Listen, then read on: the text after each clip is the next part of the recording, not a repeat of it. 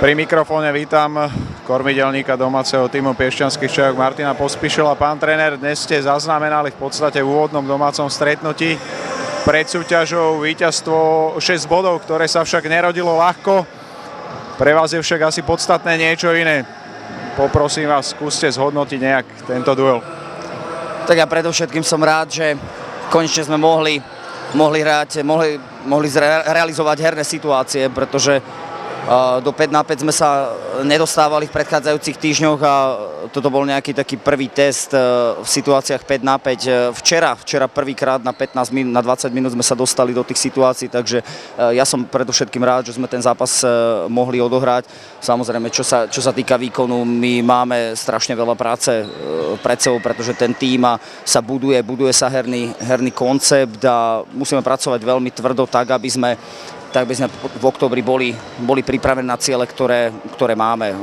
Nechcel by som ísť, my si samozrejme s asistentom hĺbšie zanalizujeme ten výkon, ale je pravdou to, že väčšina hráčok ešte tú nejakú filozofiu ešte nemá vžitú a to je našou úlohou to, aby sa tie hráčky zžili s tým systémom, aby sa zžili a jedna druhá, aby pochopila ten herný koncept.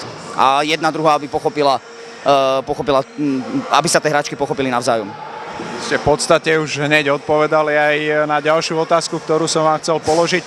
Tá smerovala práve k tomu, ako sa hráčky zapracúvajú do herného konceptu alebo štýlu, ktorý teda v tejto sezóne chcete predvádzať. Ja mám však ďalšiu otázočku. Tá bude smerovať, do akej miery je ten tím v podstate už pohromade, či ešte bude nejaké ďalšie príchody. Tak príchody, my veríme, že Lucia Krčľubová že bude pripravená na tie zápasy v úvode sezóny, veríme to a náš lekársky štáb ju dáva tak dokopy, aby sa mohla pripojiť, takže to je posledná hráčka, ktorá by sa mala pripojiť do tej prípravy a ja som rád, že už piatok pred zápasom prvýkrát som mal tie hráčky pokope a mohli sme aspoň niečo urobiť a ja verím hlavne v to, že tie hráčky momentálne budú pripravené trénovať s maximálnou intenzitou a čo sa týka nejakých príchodov, my už sme komplet a takto ideme do sezóny. Chcem sa spýtať, ako ste spokojní v podstate s prípravou, ktorú dievčatá absolvovali?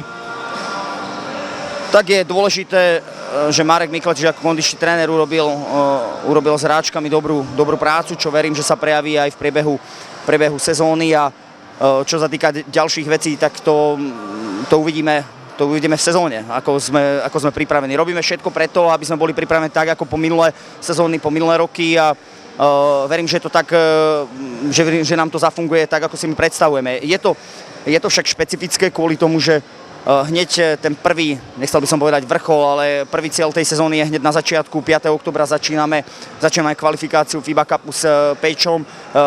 Ostáva nám necelých 5 týždňov. Takže chceme tých 5 týždňov využiť v maximálnej možnej miere a o to je to špecifickejšie, že vždy sme sa pripravili na tú neskoršiu časť sezóny a gradovalo to neskôr. Teraz potrebujeme, aby to gradovalo v skorších termínov a jednoducho berieme to ako fakt a veríme, že sa do tej prípravy trafíme. Ja vám ďakujem, prajem vám veľa úspechov v tejto sezóne, aby ste boli úspešní minimálne tak ako v tej predošlej. Ďakujem pekne. Ďakujem.